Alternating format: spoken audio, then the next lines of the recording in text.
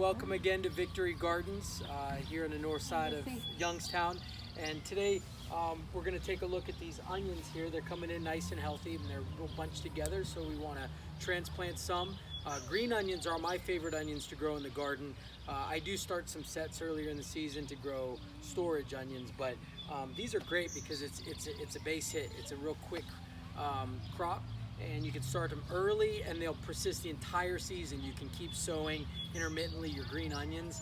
I put them on almost every meal. Chop them up, put them on top of just about everything for that fresh, flavor, that greenery and that crunch. So, but this is a pretty common scenario where they get seeded just a little bit heavily because they're a little tiny black seed, and once the black hits the soil, it's hard to see. So be patient with yourself when it comes to onions, because they, first of all, they take a while to germinate, and when they do germinate, they just look like a little blade of grass.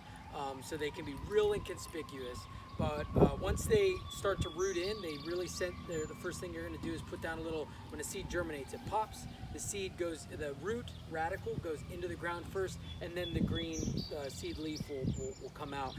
But once they actually get rooted in and they're pulling moisture and nutrients, they shoot up pretty quick. So then you have this right here. Now, bunched up together the way they are right now, they're pretty heavy competition. They're not going to mature into their full size, and if you give them plenty of space, which I consider about 2 fingers, so between each plant I like to do about 2 fingers, because if you think about it, the crown opens up, you can get a green onion about that big around, maybe a dime, and that's great flavor. You're getting the most out of your crop. So you have enough onions here, you got hundreds that you could sow a whole field. And you could come up with bunches of 4 or 5 like this, and you could sell them.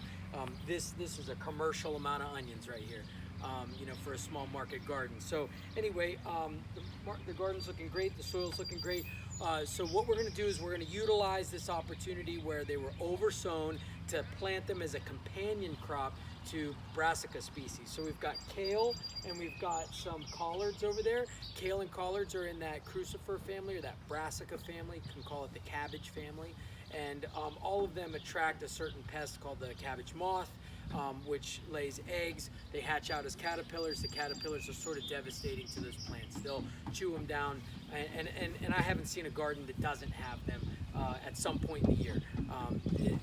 And throughout the year, it's kind of a large time span that you can get cabbage worms or cabbage caterpillars and the moths. So onions, alliums, garlic and onions, anything in the allium family is going to produce a chemical that deters flying insects in general, but definitely the cabbage moth. It'll be in the soil, and so it supports the health of them. Also, what's great is I'm going to transplant them in. They'll take a couple weeks to root in. They'll shoot up. We'll harvest, and they'll be harvested before these. They won't pose any competition. Nothing detrimental to the crop that's in there. So, without any further ado, we'll get in here. And I just pulled a few of the weeds back from this crop here. It's a pretty stubborn dandelion there. So we'll just take this patch right here, and what I'll do is I like to use my hands. You can use a shovel, but come in from the outside so as not to damage the roots, and then just unearth a little patch. Unearth a little patch of onions here, and you're gonna leave a little gap that you can fill in later, but the process for thinning is mostly like take some patches and then you can kind of thin them out to your spacing. So I've got this nice little handful right here, and we'll see how far this little pod right here goes with the brassicas. So come over here, and what we'll do is just I like to draw a line, kind of an idea where I'm going to put these. I'll put them right down the center of the bed, and like I said, they'll be harvested before these leaves really start to touch, okay, because they're really quick crops. So I got it singulated here. I'm going to find a shady spot under these tomatoes to put these so that they stay cool while I'm transplanting. And all I'm going to do is use 2 fingers to open it up, sit it in there, and firm them in. And get them standing up nice and tall. I call that proud, get them proud so they're not down lower than the soil line. And then I'll use my 2 fingers here to just give them enough space. Anytime you transplant anything, it's going to kind of sit there in the ground and not do anything for a while. It's going through what's called transplant shock, and there's going to be a period of time before it really roots in. When it does root in, you're going to know, because the growth point is going to start. You might get a little bit of die off on the oldest leaves, and then you're going to start to get growth on the newest leaves. Onions don't experience much transplant shock. I've noticed a week maybe before you start to say, oh, they're in, they're starting to grow again. And it'll be a slow start, but once they really get rooted in, they'll fill out. And I call them a quick crop. They're part of the benefit here is that I'm getting in here with my hands, and I'm cultivating the soil as I plant a crop into it. So it's about the intention and the attention that goes into the space when you're doing something like this. You're creating more produce, but you're also creating intention for the space. And that's really what staves off weeds. That's what I like as a replacement for constant weeding, is to constantly visit space and then fill it with intention. Because when you do that, that's what staves off the weeds in the long run, you know? So a lot of people go big garden, and you don't have the time to put the intention into that space, and now the whole thing's in weeds because you get overwhelmed. Smaller garden gives you an opportunity to put more intention into every square foot, and that's what's going to make it enjoyable, and you'll be able to develop your processes so that you can eventually have a bigger garden, maybe, you know, and bring more people into it. It attracts people. Now you have more people, now you have more helpers, now you can increase your space. So we'll do one more here. And so you see they're standing up in there. We'll continue down the middle here off of the video, but that's the process of utilizing an oversown patch of onions. Same thing you could do with carrots as well. Beets are another great option to do that. And you can really play with that idea. If you oversow an area, go ahead and pop them out, put them in elsewhere, and you'll learn that some crops complement one another better, and you'll learn that through this series of videos. Also, there's a book called Carrots Love Tomatoes. It's great for companion planting. Frank brought in some plants, some of his friends from his patio, and he's been looking at them for a while, and he sees the yellowing going on with the leaves right here. So yellowing can indicate a handful of things, a couple things. Usually it's a nutrient deficiency. That's the first thing we should look at. And he asked if he had overwatered them. That can cause nutrient deficiencies. Water will start to leach out nutrients from the soil. And so if you do overwater them, or if it stays in the container too long, it's got a limited amount of nutrients in there, and so the water will wash out nutrients, and the plant will start to, as it grows and its nutrients, demand for nutrients increases, and the soil's capacity for nutrients decreases, then yeah, it's gonna start to get stressed out. So that's one thing to watch out for. I like to soak and let it almost get completely dry before I water it again. But the thing to remember is that a plant that gets really big really fast, like a squash plant, its nutrient requirements and its requirements for water are going to increase very quickly. So they're going to suck it dry faster than something smaller, you know, like a little lettuce plant or something like that. So when it comes to squash, their holding time in pods like this is not very long. They overgrow it really fast. They stretch out, they start to get tangled, and they also pull the nutrients in the water pretty quick.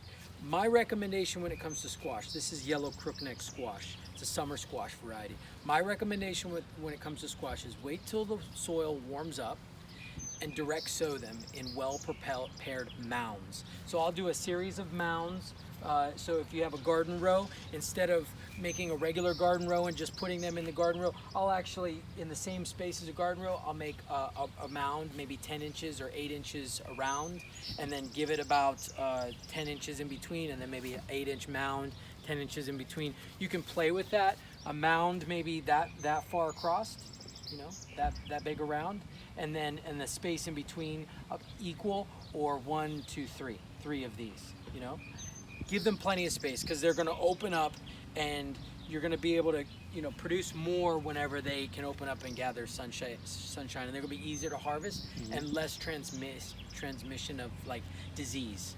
Because when the mildew starts, which it does on squash at a certain time, if they're not touching, if there's plenty of circulation of air and light, penetration of light and circulation of air, less likelihood of the disease spreading in between them. So sometimes you'll get the squash beetle, which is my least favorite pest in the garden, spotted or striped. That's the cucumber. There's a cucumber and a squash, one spotted, one striped. They're both little yellow beetles with black marks on them. They carry disease on them. They go into the flowers, they munch on the plants, but they carry disease. And if they're spread out and they're getting plenty of light circulation and air circulation, the plant's more robust and healthy. It can fend off disease and pestilence better. So when it comes to squash, don't let it spend too long. Usually what you'll see these are the first 2 seed leaves. Now, it is common for the first 2 seed leaves to just, the plant knows it doesn't need them anymore. They're not very functional, so the plant will sort of stop sending nutrients to those and send nutrients to the priorities, the solar panels, the guys doing the real work, who are the true leaves. So true leaves, seed leaves. It's natural for the seed leaves to dwindle and die off even when there's plenty of nutrients. So it is an indicator of get me in the ground, Another thing you might notice, one of these here is starting to set little buds. Okay, if you can see that there, right there, that little round fuzzy ball is the bud of a flower. And that means that the plant is stressed out. It either doesn't have enough nutrients, water, or space. And it's basically saying, I'm stunted to the point where I'm not going to be able to. It's shifted its energy from a vegetative state, which is a leaf-bearing stage and a stage where it builds its body up, to a stage where it's saying, I need to set seed so that I can push my genetics and carry on. So I want a fruit and seed, even though it's not even large enough to support fruit or seed. So one thing you can do, and I would say you can get away with it with these. Okay, this is, if you have hope, there's hope. Is get in there with your fingers and just grab a hold and pinch them off. Pinch off the buds. Often this happens to pepper plants. Pepper plants start to flower or bud in the container. Pop the buds off and then transplant them, and usually that'll put them, whenever they've realized, oh, we have real estate, we have some room for our feet, for our roots to grow, they'll go back into a vegetative state. But you do need to, there is a hormonal control that these buds are starting to have over the plant. Pop them off so that hormone production isn't happening at that growth meristem, and it'll start, they'll root, and you probably get these back, and they'll produce fruit for you. All right? Thank you. We have a question about container gardening. And the rule of thumb when it comes to container gardening is that you're going to get as much produce, volume of leafy matter, or with a fruiting plant, produce, actual harvest, to take as the size of the container. That's a real loose rule of thumb, okay? It's not accurate, but it gets you somewhere, right? In terms of, so if you were to plant tomatoes, a tomato plant, a single tomato plant in here, you may get enough tomatoes to kind of line up in here, in this container. This wouldn't be my choice for a tomato container. I'd probably go with something like this, You have to think about, we want to think about how the roots grow. So you have fibrous roots, like lettuce has just like a fibrous root system that doesn't go very deep. It kind of stays right at the base of the plant. And this would be a great lettuce container. I like this for lettuce. I like it for greens. Same for like kale, or Swiss chard would be excellent. I think you could get a lot of production. You could actually fill this like that with the leaves of Swiss chard, not compressed. But think about kind of what your expectation is. Expectation is everything, and I think you might not be happy with growing, tomatoes or a fruit crop in something like this, okay? I would do something more like this. Now, when it comes to a fruit crop like eggplant or tomato, you think about the flower is what becomes the fruit, and that's what you're going for. So the health of that reproductive cycle of that plant and its flowers is really important, and the reproductive cycle includes pollination. You want those flowers to be pollinated to be able to set fruit. So you're going to need more than one. You can't just put a pepper plant in here. Okay, you're going to probably want to put like 2 or 3 And pepper plants love to be close together. A tomato plant, I believe, are auto something, meaning I think that tomato plants may actually pollinate themselves. So they have male and female flower parts, and they'll actually, you can raise one tomato plant. Mm-hmm. Okay, so you could put one in here and it would set fruit. But peppers, eggplant, and a handful of others are going to require pollination from multiple plants. And so you're gonna, I like the triangle, you know, if you just, you know, one here, one here, one here. And they're gonna fill out and they're gonna bush out, you know. But, you know, they'll be like this. You may need to trellis them a little bit, put some bamboo stakes in, or trellis them to a fence at a corner of a deck or something like that. But that's a good amount of peppers, you know. If you could get, you know, produce enough, not tightly packed in there, just set in there, you may get enough peppers to fill something like that. Mm-hmm. And for, you know, a small household, that's a good deal. Of course, the material, the potting medium is really important. I recommend using something with organic nutrients in it, and that would mean from natural sources. So we're talking about composted chicken manure, we're talking about green sand, kelp, sea minerals, these kind of things. So the ocean is a great source of nutrients for potting soils. Worm castings, bat castings, composted manure from a farm, composted manure from horse stables, great stuff. I especially if you're really a gardener, you can get a couple tubs from a local, you know, horse farmer or something like that. Make that connection and save yourself a lot of money by bringing a couple buckets over, filling it up with composted manure. A rule of thumb, the more types of manure you have blended, that's composted, fully composted in a mix, the better. It's like cider. Cider is the best whenever it's made with a variety of apples.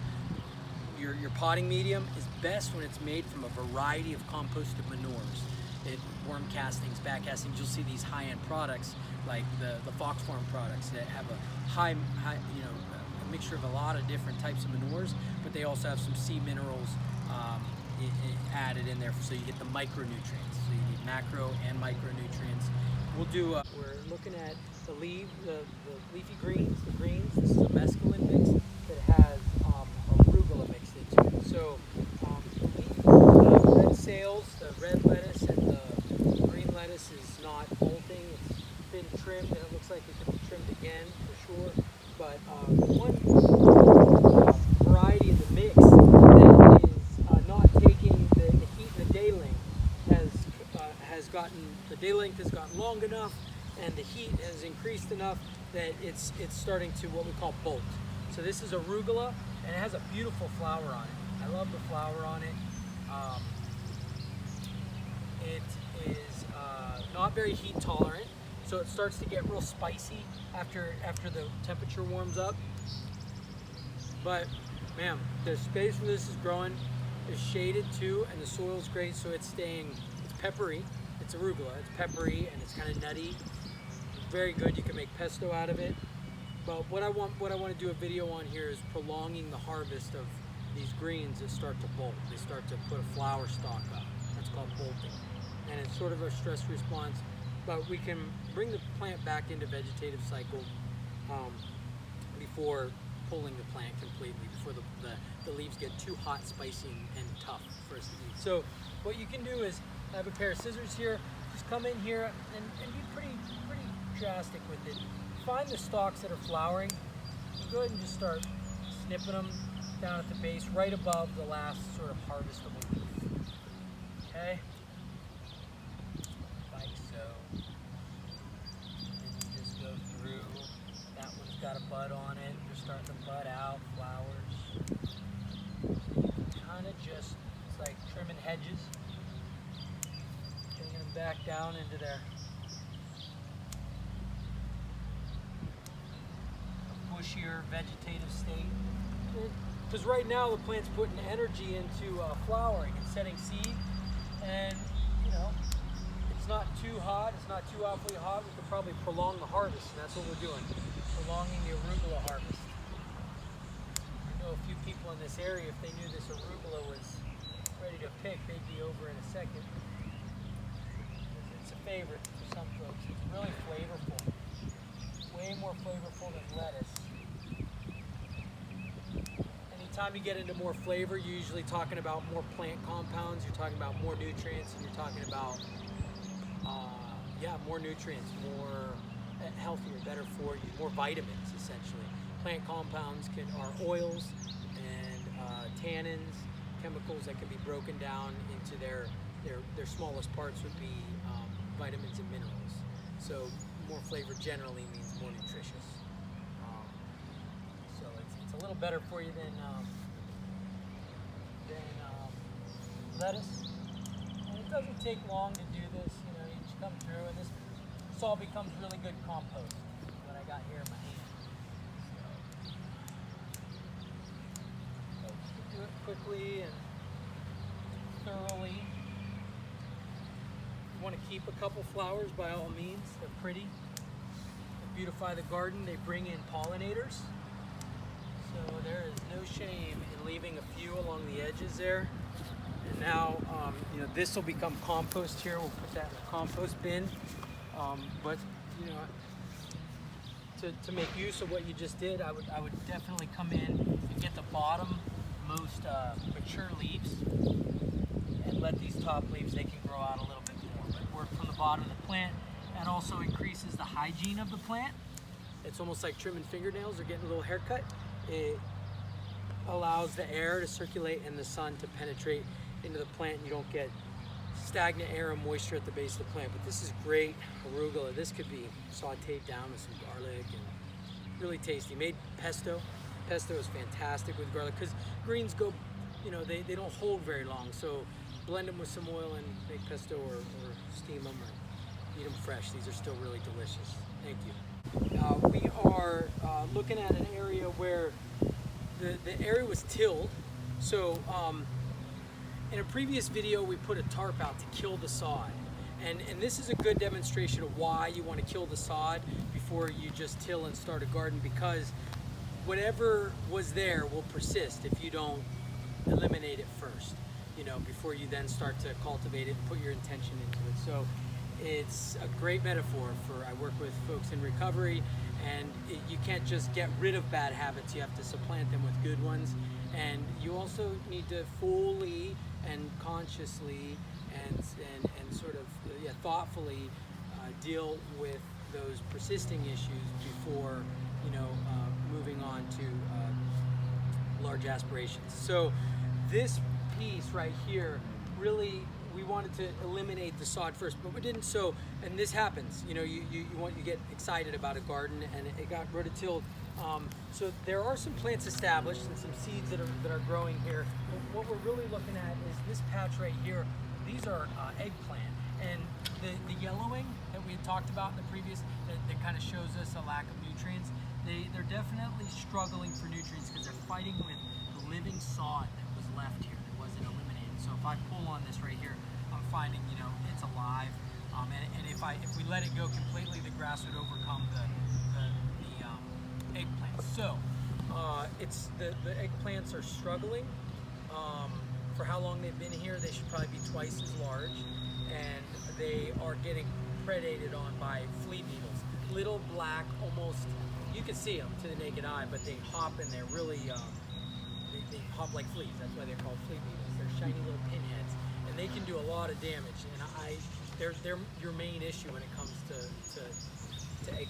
Okay, so what we want to do is we want to bolster the health of these plants to fight off the flea beetles, and it's not going to be an easy task, because if I could just come in with a tool and I could, I don't want to disrupt the roots of these plants too much. So I have this is sort of like the bulldozer, and then I have sort of like the mini excavator, and then we've got this tool here, which would be more like our scalpel, our fine tool, and then we have the medicine right here is organic composted horse manure. It's about 3 years old. You can see the quality of it. Looks like coffee grounds, and this will provide the plants what it needs to fight off the predation and grow more vigorously. And so we'll go to work here. This is good exercise. So get out your bulldozer. This here is the stirrup hoe. And you don't want to be too aggressive because you can hurt the plants. So you just want to make sure you give them plenty of space. I mean, you don't want to get too close to the base of the plant is what I'm saying. But you want to thoroughly utilize this tool to uproot and dishevel the grass. And what we're going to do by feeding the soil, once we've disheveled the sod, is then the eggplant is the most established thing in the bed. It's the thing most capable of utilizing the nutrients to grow stronger. Okay? We're giving it a leg up in the race for nutrients.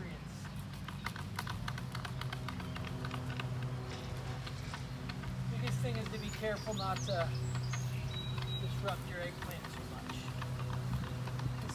This is not an ideal situation. It's best that the sod was killed first, but these things do happen.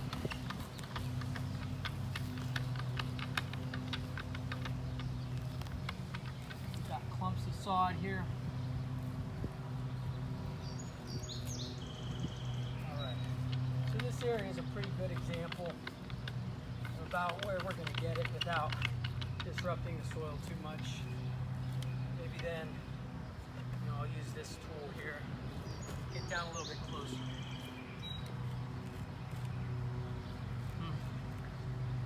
Disrupting the sod, but I'm not going to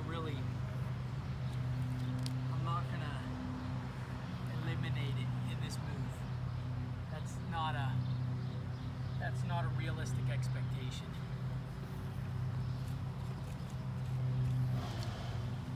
But I can rough it up and I can kind of flip it on its head, bury it.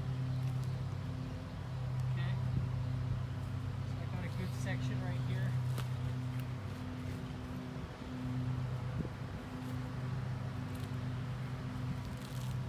Kind of knock back the vigorous growth. Let's make a plant there.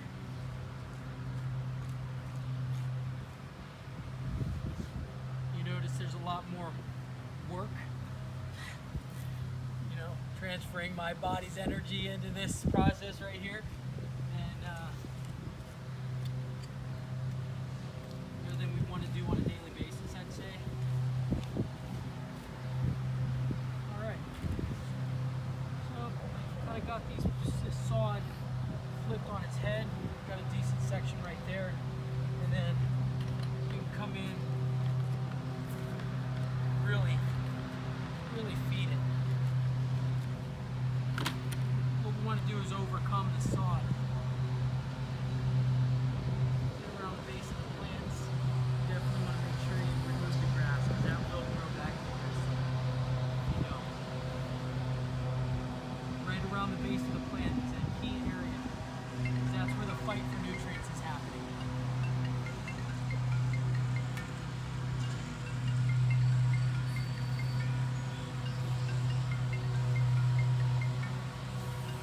Tell you these little plants right here are resilient and they're hungry. So when you feed them like this, they react to it. It's fun to watch. Teaches you something.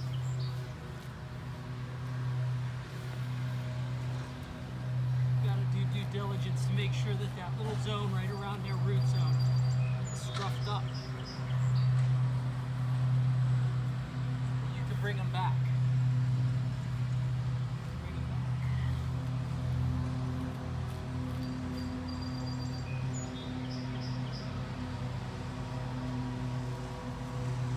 Like I said, a big part of the gardening process is learning techniques so that this kind of triage work isn't necessary.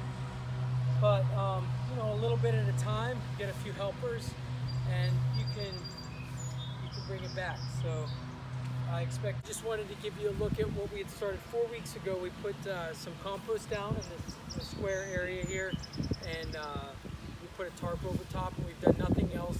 We looked at it twice since. We weighed down the tarp with little chunks of block that were laying around and some stones, and now we want to take a look at about 28 days, 30 days, where we're at. All this dead grass here is just what's been solarized, and it's turning into worm food. And I'm able to sink the shovel in relatively easy, pry it up. This is some heavier soil. You can tell there's some resistance here with the grass that's still there and the roots that are still kind of hanging on. But I am able to break it down. It's pretty heavy, so it's going to need rototilled. But it's certainly easier to turn than it would be if I try to chop into this live sod right here. So you can see what's happening. We're killing off the sod so we can avoid problems with the sod coming back once we have our crops started here. I would recommend probably another couple weeks before rototilling and planting this area, but it's coming along great.